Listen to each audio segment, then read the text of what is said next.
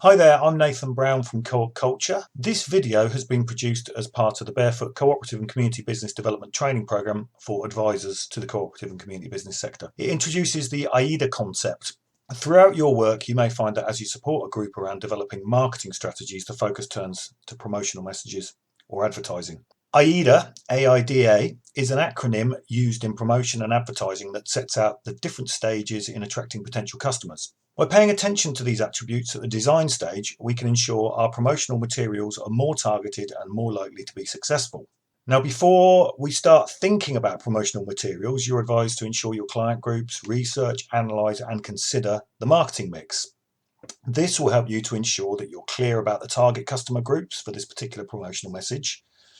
You're offering something they are predisposed to or can be convinced to show interest in. You know which is the most appropriate media to communicate with these customer groups through, and you understand what their interests are.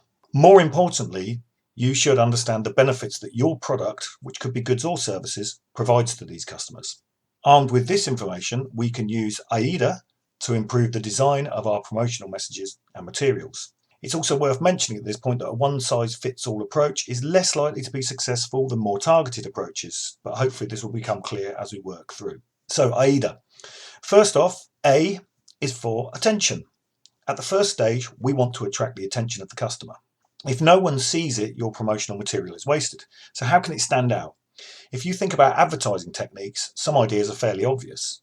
For instance, disruption, having your images or messages in unexpected locations, or using imagery or sounds that interrupts into the general flow of things. Shock tactics can be used to try and draw people's attention, but you have to be careful. It should really be tied to the product. Strong imagery, such as logos or pictures of the product, can be useful, as can images that actually appeal to your particular target customer group. So they're drawn to those images straight away. You get their attention. Quite often, logos, strong typography on websites, large fonts, those sorts of things, or even slogans or phrases can draw people's attention. Consider what will grab the attention of our target market and where does it need to be, either physically or in a virtual environment, to pass before their eyes or ears.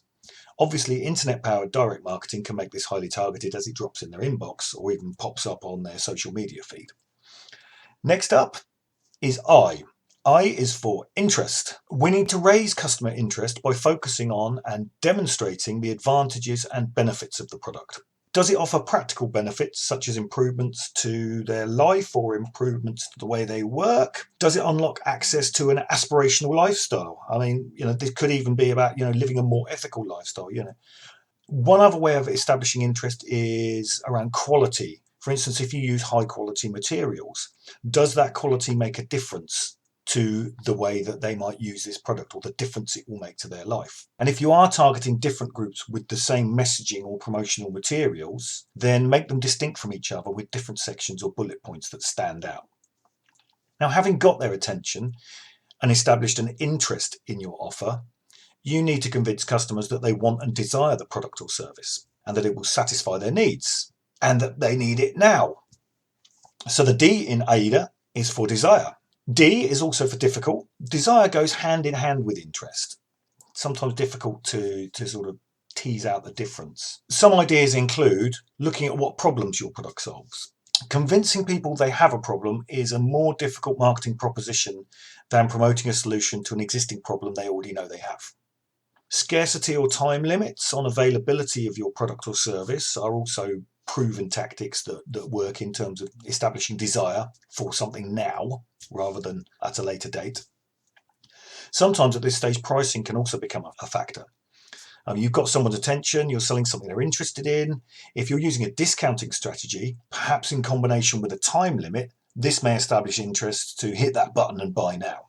Popularity is another way of establishing desire. If other people like or want this thing, then perhaps maybe I am more likely to want or desire it.